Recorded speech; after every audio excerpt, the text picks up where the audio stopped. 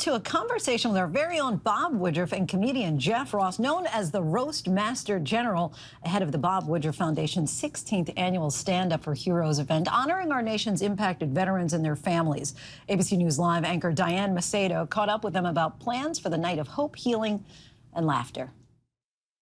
Thank you both for joining us today. Bob, I want to start with you. You started the Bob Woodruff Foundation after you were injured reporting in Iraq in 2006. So what does this annual Stand Up for Heroes event mean for you and for the veterans and the families that are involved in this event? So this is going to be the 16th year of that. We've flown in a bunch of veterans who sit in the front rows. The best comedians and musicians come in and volunteer all their time. It's an honor to be here with all of you. And then also just to send this message out there exactly that these are the veterans who served us and gone through and risked their own lives to do it. And Jeff, you already told me that you're so excited for this. This is your second year performing at Stand Up for Heroes. What made you want to get involved? Well, I'll be honest with you. I've been doing shows for active duty military and veterans since the early days of the Iraq adventure. But I wanted to meet Bruce Springsteen. I'm already doing these types of shows for active duty military with the USO. Why shouldn't I do some for veterans here at home? I roasted some of the severely injured people up on stage, and I realized that they had so many reasons to be bitter, and yet they had this incredible thick skin. And I was like, as a roaster, this is the ideal audience for me. You guys already mentioned Springsteen, and Bob, the lineup is really incredible. You've got Jon Stewart on there, the list goes on. So run me through some of the special performances for this year. Well, we got the Lumineers. I wanted to be on this show so badly, I had to join the Lumineers. So we got a team of the greatest comedians, but Jon Stewart, as you said, he's been back with us almost every single year. Part maybe because he's from New Jersey, like Bruce. Jeff, I want to give you a little opportunity. You are best known for your celebrity boat roast. So do you want to give us a little taste of how you would roast our very own Bob Woodruff, perhaps? Oh my goodness. Well, let's start with why he's dressed like a used car salesman. Oh, this is a big interview. Just because you have 17 awards behind you doesn't mean you can give up on your wardrobe. What is that, an ROZZ Top t-shirt? What is that? Bob, this would be a good year for you to come out for a speed roast during the show.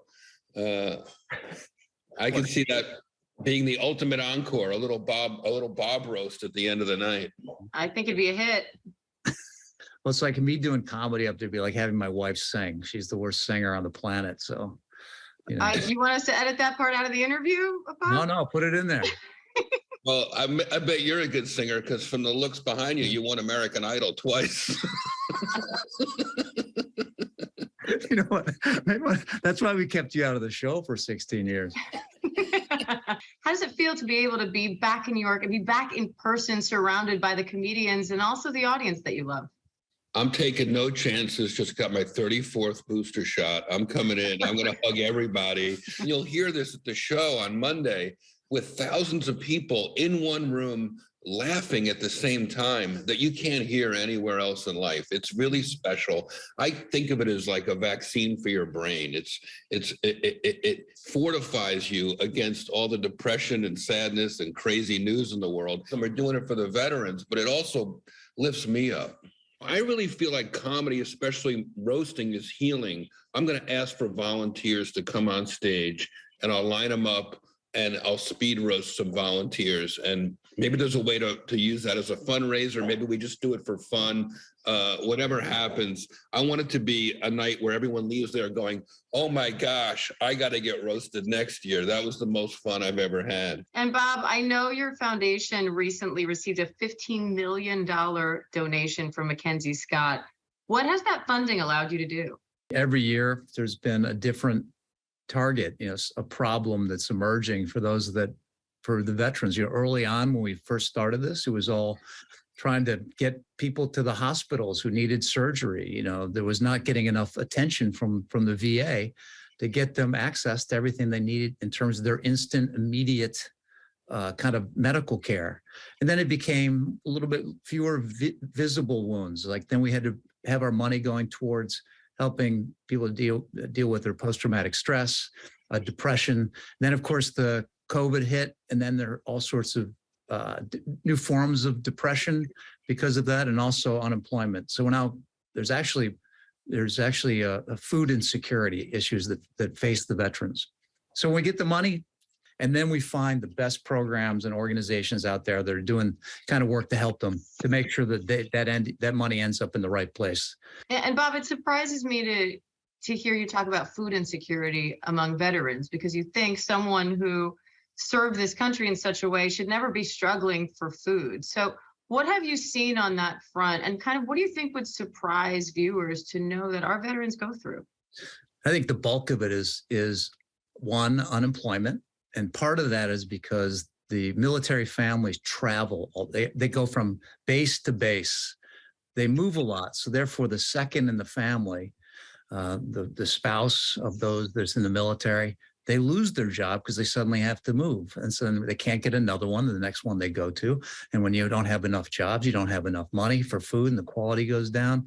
And then in the military, they think it's kind of a stigma. They want to be all very tough and badass by never asking for help on these kinds of problems. It's amazing the work that you're doing. And Jeff, it's amazing how celebrities like you are all coming together to help put together not just this show, but just all the work that the foundation is doing. So thank you both for both your time today and the work that you're doing. Can't wait to see this show. We're really raising money to trim Bob's eyebrows. I'm jealous. Full eyebrows. Well, I think I'm going to take the hair from my brows and staple it to your heads. You got me. You got me, brother. I'll see you in a couple days. Our thanks to Diane, Bob, and Jeff Ross for that conversation. The Woodruff Foundation Stand Up for Heroes event takes place next Monday night. Hi, everyone. George Stephanopoulos here. Thanks for checking out the ABC News YouTube channel. If you'd like to get more videos, show highlights, and watch live event coverage, click on the right over here to subscribe to our channel. And don't forget to download the ABC News app for breaking news alerts. Thanks for watching.